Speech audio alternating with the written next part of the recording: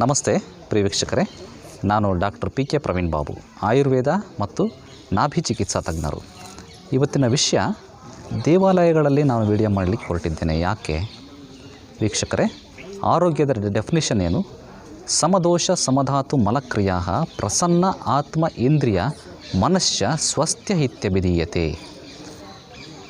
ಆರೋಗ್ಯವಂತ ಮನುಷ್ಯನನ್ನು ಹೇಳಬೇಕು ಆರೋಗ್ಯವಾಗಿದ್ದಾನೆ ಅಂತ ಅನ್ನಲಿಕ್ಕೆ ಯಾವ ಕುರುಹುಗಳು, ಯಾವ ಪ್ಯಾರಾಮೀಟರ್ಸ್ ಅಂದರೆ ಸಮದೋಷ. ದೋಷಗಳು, ತ್ರಿದೋಷಗಳು ಯಾವ್ಯಾವು?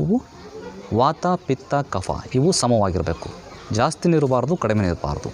ಸಮದೋಷ ಸಮಧಾತು, ಮನುಷ್ಯನ ದೇಹ ಸಪ್ತಧಾತುಗಳಿಂದ ಮಾಡಲ್ಪಟ್ಟಿದೆ. ಯಾವ್ಯಾವು? ರಸ, ರಕ್ತ, ಮಾಂಸ, ಮೇಧ, ಅಸ್ಥಿ, ಮಜ್ಜೆ, ಶುಕ್ರ.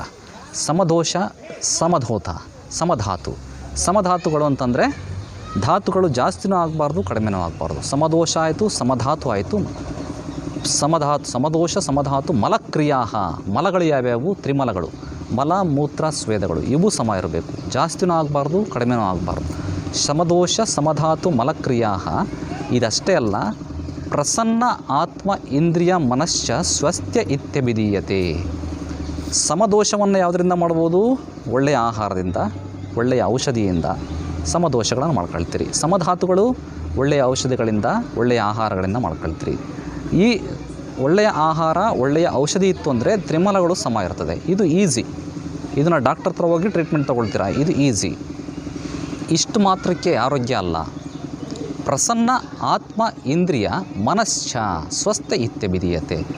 ಮನಸ್ಸು ಪ್ರಸನ್ನವಾಗಿರಬೇಕು, ಆತ್ಮ ಪ್ರಸನ್ನವಾಗಿರಬೇಕು, ಇಂದ್ರಿಯಗಳು ಪ್ರಸನ್ನವಾಗಿರಬೇಕು. ಬರೀ ಶ್ರೀಮಂತಿಕೆ, ಐಶ್ವರ್ಯ, ಶೋಕಿ ಇದ್ಬಿಟ್ರೆ ಇದಾಗಲ್ಲ. ಪ್ರಸನ್ನ ಆತ್ಮ ಇಂದ್ರಿಯ ಮನಶ್ಚ, ಮನಸ್ಸು ಆತ್ಮ ಇಂದ್ರಿಯಗಳು ಪ್ರಸನ್ನವಾಗಿದ್ದವು ಅಂತಂದರೆ ಅವನನ್ನು ಸಂಪೂರ್ಣವಾದ ಆರೋಗ್ಯವಂತ ಮನುಷ್ಯ ಅಂತ ಹೇಳ್ತಾರೆ. ಯಾವಾಗ ಈ ಆತ್ಮ ಇಂದ್ರಿಯ ಮನಸ್ಸುಗಳು ಪ್ರಸನ್ನ ಆಗ್ತವೆ, ನೀವು ಈ ಥರದ ಒಂದು ಆಧ್ಯಾತ್ಮ ಕೇಂದ್ರಗಳಲ್ಲಿ ಧ್ಯಾನ, ಧಾರಣೆ, ಸಮಾಧಿಗಳನ್ನು ನೀವು ರೂಢಿಸಿಕೊಂಡಿದ್ದೇ ಆದಲ್ಲಿ, ನಿಮ್ಮ ದಿನಚರ್ಯದಲ್ಲಿ ಮೈಗೂಡಿಸಿಕೊಂಡಿದ್ದೇ ಆದಲ್ಲಿ, ದಿನನಿತ್ಯ ಬೆಳಗ್ಗೆ ಸಾಯಂಕಾಲ ಧ್ಯಾನವನ್ನು ಮಾಡಿದ್ದೇ ಆದಲ್ಲಿ ಆತ್ಮ ಪ್ರಸನ್ನವಾಗ್ತದೆ, ಇಂದ್ರಿಯಗಳು ಪ್ರಸನ್ನವಾಗ್ತವೆ. ಈ ನಿಟ್ಟಿನಲ್ಲಿ ಆಧ್ಯಾತ್ಮಿಕ ಮತ್ತು ಮಾನಸಿಕ ಆರೋಗ್ಯವನ್ನು ಪಡೀಲಿಕ್ಕೆ ಅವಕಾಶ. ಯಾವಾಗ ನೀವು ಆಧ್ಯಾತ್ಮಿಕ ಮತ್ತು ಮಾನಸಿಕ ಮತ್ತು ಸಾಮಾಜಿಕವಾಗಿ ಆರೋಗ್ಯವಾಗಿರ್ತೀರಿ, ಆಟೋಮೆಟಿಕ್ಕಾಗಿ ನೀವು ದೇಹ ಆರೋಗ್ಯವಾಗಿ ಇದ್ದೇ ಇರ್ತದೆ. ಸೊ ಪ್ರಸನ್ನ ಆತ್ಮ ಇಂದ್ರಿಯ ಮನಶ್ಚ ಸ್ವಸ್ಥ್ಯ ಇತ್ಯಭಿಧೀಯತೆ. ಈ ಎಲ್ಲ ನಿಟ್ಟಿನಲ್ಲೂ ನೀವು ಆರೋಗ್ಯವನ್ನು ಪಡಿಬೇಕು ಅಂತಂದರೆ ಜೀವನದಲ್ಲಿ ಆಧ್ಯಾತ್ಮವನ್ನು ಮೈಗೂಡಿಸ್ಕೊಳ್ಳೋದು ಅತ್ಯವಶ್ಯ ಮತ್ತು ಅನಿವಾರ್ಯ. ಇವತ್ತು ನಾನು ಈ ಕ್ಷೇತ್ರದಲ್ಲಿ, ಶ್ರೀ ಕ್ಷೇತ್ರ ಇದು ಹೊಸದುರ್ಗದ ಹತ್ರ ಇದೆ, ಆಲ್ ರಾಮೇಶ್ವರ ಅನ್ನುವ ಒಂದು ಕ್ಷೇತ್ರ, ಬಹಳ ಪ್ರಸನ್ನವಾದಂತಹ ಕ್ಷೇತ್ರ. ಈ ಥರದ ಕ್ಷೇತ್ರಗಳನ್ನು ಭೇಟಿ ಮಾಡಿ. ಸುಮ್ಮನೆ ಆ ಹಾಸ್ಪಿಟ್ಲು, ಈ ಹಾಸ್ಪಿಟ್ಲು, ಈ ಸೂಪರ್ ಸ್ಪೆಷಾಲಿಟಿ ಹಾಸ್ಪಿಟ್ಲ್ಗಳನ್ನು ಭೇಟಿ ಮಾಡೋದ್ರ ಬದಲಾಗಿ ಈ ಥರದ ಆಧ್ಯಾತ್ಮ ಕೇಂದ್ರಗಳು ಕೂಡ ಒಂದು ಚಿಕಿತ್ಸಾ ಕೇಂದ್ರಗಳು. ಇವುಗಳನ್ನು ನೀವು ಭೇಟಿ ಮಾಡೋದ್ರಿಂದ ಮುಂದೆ ಬರುವಂತಹ ಕಾಯಿಲೆಗಳನ್ನು ತಡೆಗಟ್ಟಲಿಕ್ಕೆ ಅವಕಾಶ ಇದೆ.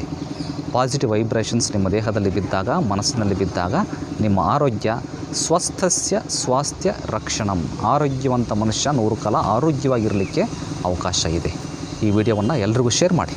ಈ ವಿಷಯ ಎಲ್ರಿಗೂ, ಮುಂದಿನ ಪೀಳಿಗೆಯವರಿಗೆ ಇದು ಬಹಳ ಮುಖ್ಯವಾದಂಥದ್ದು.